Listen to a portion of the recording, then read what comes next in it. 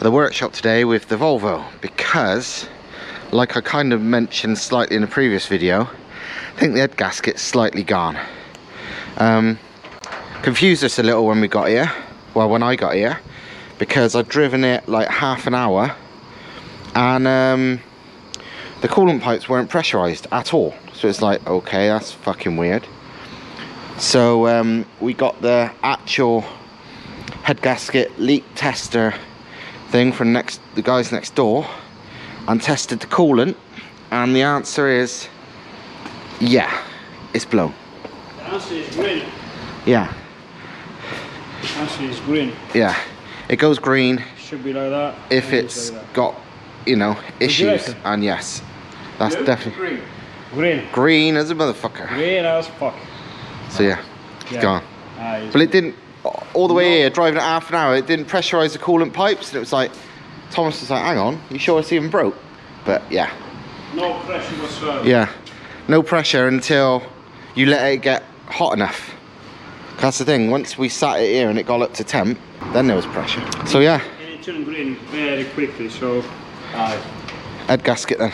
Good job with Sunny. To be honest, if it turns green slowly or quickly, it doesn't really matter. No, green is green. So yeah, time to get the head off. Right, about an hour later, and the head's off. In fact, everything's off, and it's here.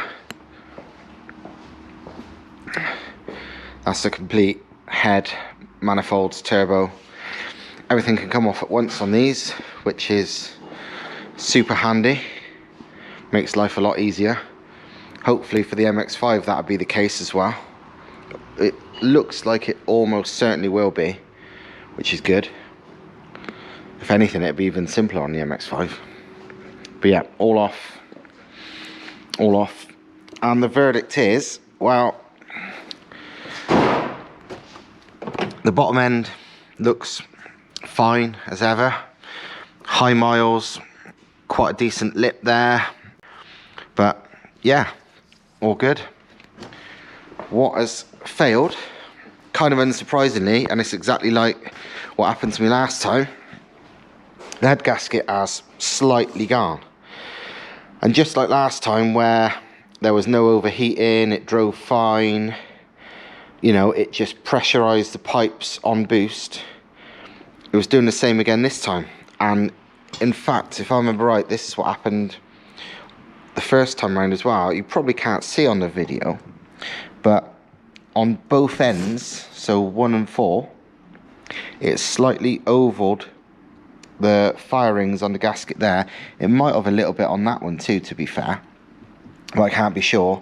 And there's marks in a few places, look at that there and that there, which says to me, and there, where that looks like combustion. Thomas spotted most of this. Combustion has got past the gasket, like it has slightly lifted, not blown, but lifted. This side again looks like it's lifted and gone to the waterways, which is again, you know, probably only happened, well, would have only happened on boost, which is why the car sort of drives fine off boost, because it wasn't that's causing it. Probably a couple of reasons for it. Part of the reason is because I almost certainly ran it lean the last time round. I mean, to be honest, it's been running over 2 bar boost, like 2.2 bar boost, over 30 psi for ages on a stock bottom end, stock head gasket, everything. So yeah, this shit happens. It's not a big deal. But yeah, apart from that, it really honestly is a case of cleaning up the deck surface on this head. Double check it's flat. I'm almost 1,000,000% sure it is, because it doesn't even seem to have ever got actually hot. But check the deck surface is flat. Whack a new gasket on, put it all back together. Put it back together is probably slightly more fiddly than taking it apart, purely because getting to some of the fucking pipes is a bit awkward. But generally, compared to a lot of cars, these cars are fucking wonderful to work on. These engines generally, but this car helps. Hopefully in the MX-5 it'll be just as good. If anything, it might be better because of the style of the manifolds and the position of the engine. But anyway, it's not about the MX-5 today. It's about the Volvo.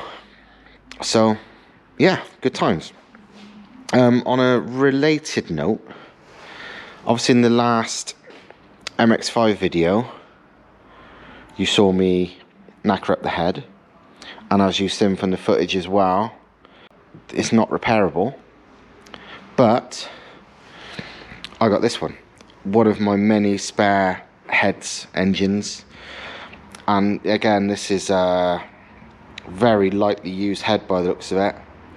So, and it's a late one, like 93, 94, so it's ideal. That's the manifold I'm going to port to use with it.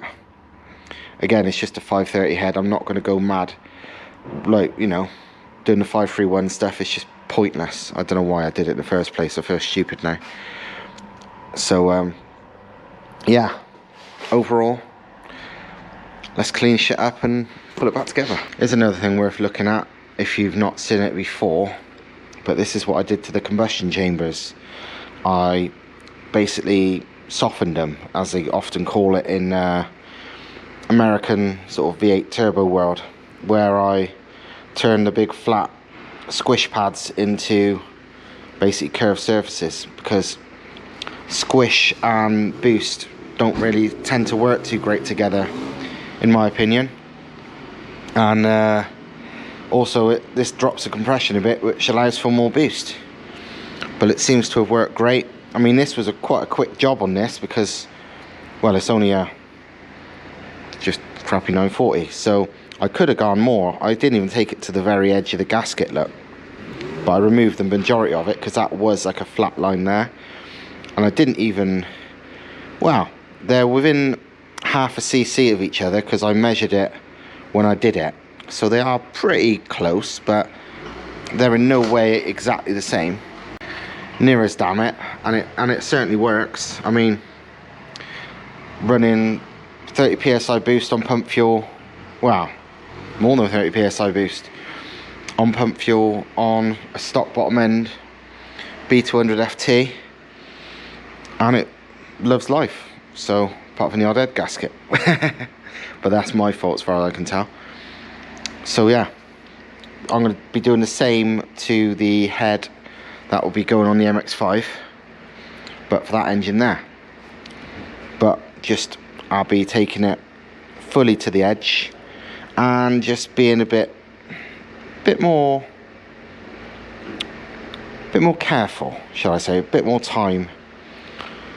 But either way, it works and it's done. Well, the update on the car and me doing the head gasket is the car's not here, because it's out there and it's running. All seems bang on. I had to basically completely redo the exhaust again because it's a piece of shit. It's another one of those parts that come with the car, so it's really badly made. But I've modified it again and it should be a bit better this time, hopefully. But I could do some new clamps for it because they are on its last legs. Another thing I've done today is put in the replacement chip from Martin Smith, because if you remember right, the last chip I had was fantastic, but I had, for some weird reason it even couldn't explain, a 5,200 RPM rev limiter. The new chip should be the same, but with 7,500 RPM. Obviously I need to drive it properly first, but just going around the block to warm it up, even off boost, the throttle response seemed a whole lot sharper than the old ignition chip, so, which is what happened with the last one too, so that's a good sign, very good sign. But overall, all good.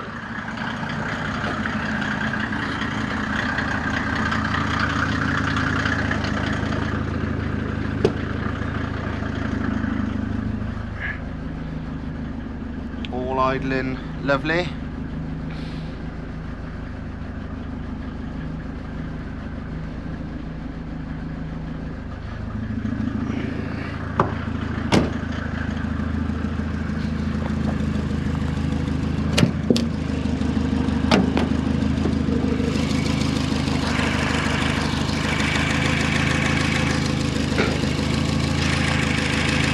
bit under here.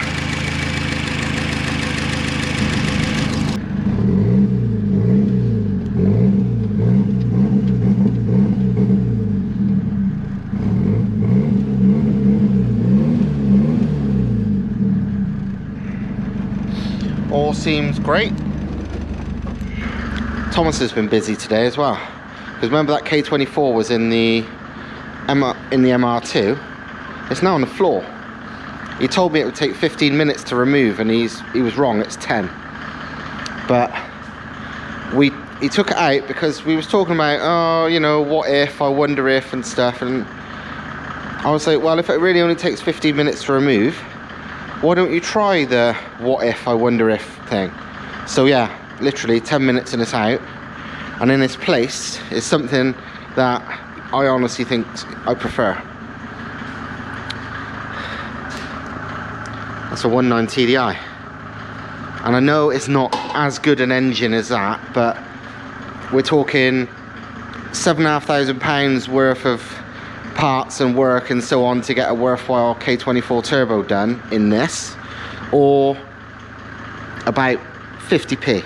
I don't know, next to nothing. You know what these engines cost, they're nothing, and you know how tunable they are, and you know, I'm all about value for money, bang for your buck, whatever, and this excites me more than the K24 Turbo that you can see everywhere because everybody does it. It's like, it's just the thing people do because they are good, but it costs money, and it's like, whereas this, I fucking love this idea, and it works remarkably well.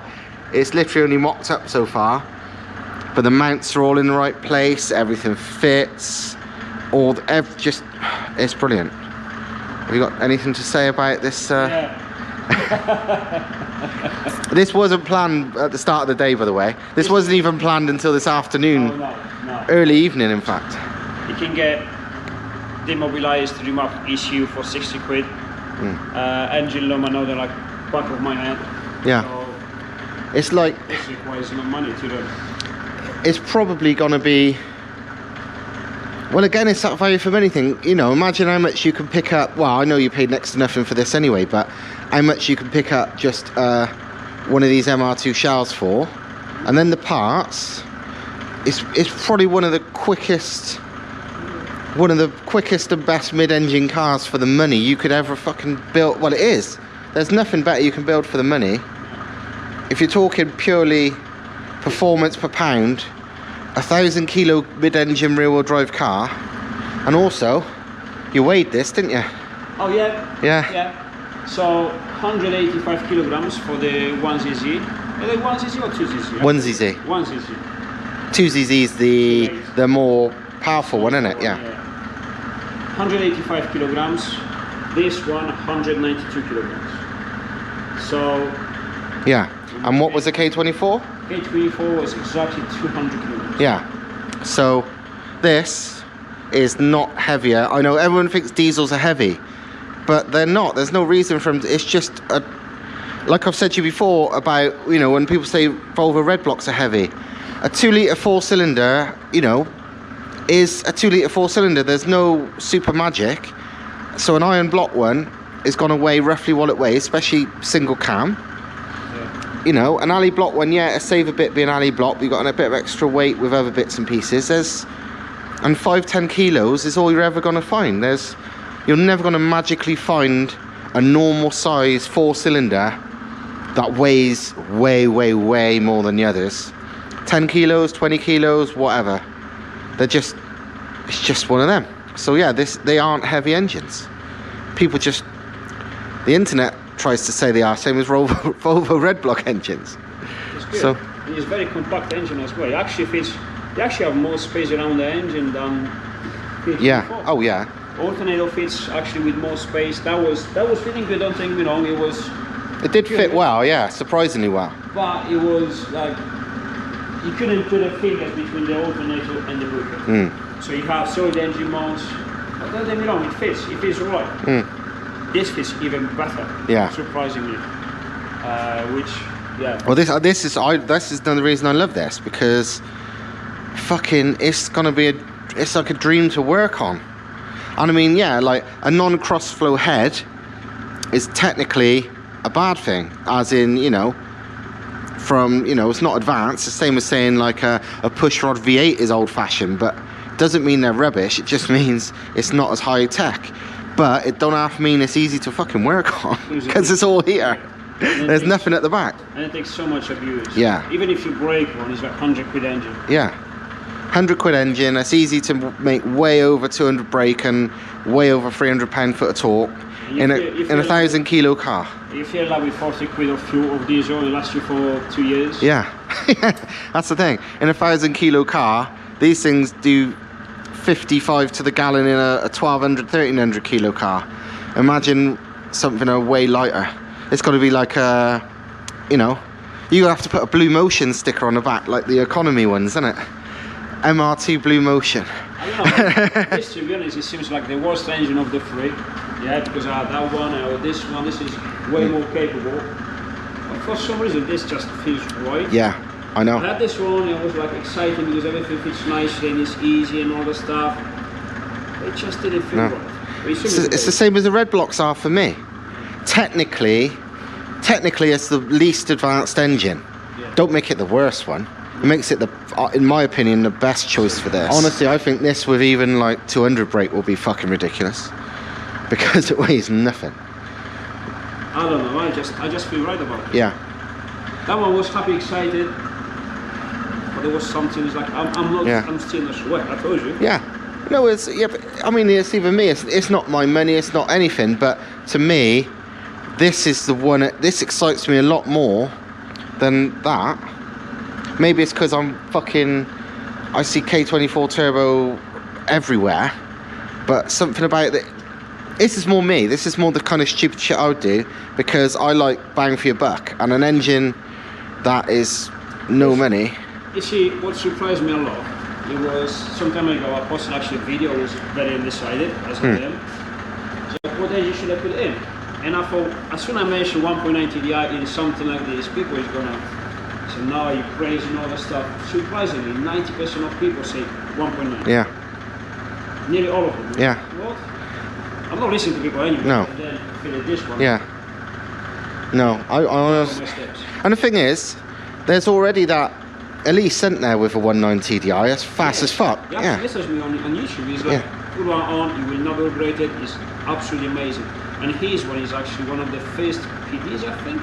And it's just a remark. Yeah, it's nothing special, but it's fucking fast. I remember. Yeah. It goes fast and it takes on occasions on a tribe. Yeah. And stuff. It's, yeah, I remember you sent me the video. It was going around, I think, Silverstone, and it was fast as fuck. I can't remember what track it was, but he was, he was going.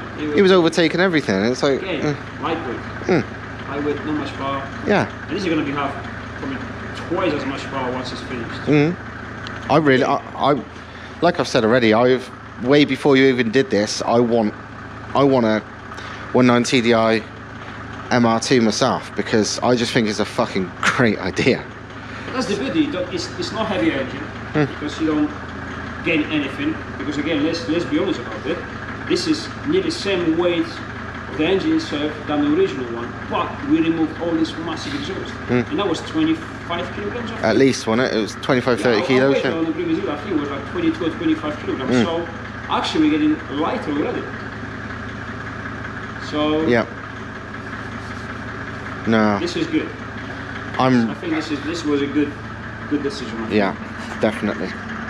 So yeah, you'll have to get on Thomas's channel to see the main updates with this, because he's going to be cracking right on with this. I'm probably not here tomorrow, and by the time I get back the next day, he'll probably have this finished at this rate. But yeah, but overall, it's been an eventful day. This is done. Volvo's fixed. Spare head is here for the thing. Oh, that's a point. That's a point. Right, head's here, which is good. Head gaskets are here, which is good. The shims, lash caps, whatever they're called, are here. Everything's here. Lash caps. Right, that's it for this video. Plenty more once I test the Volvo, and plenty more Once I start porting the head and the manifolds, the second head I'll try and port. But for now, that'll do. So, see you later.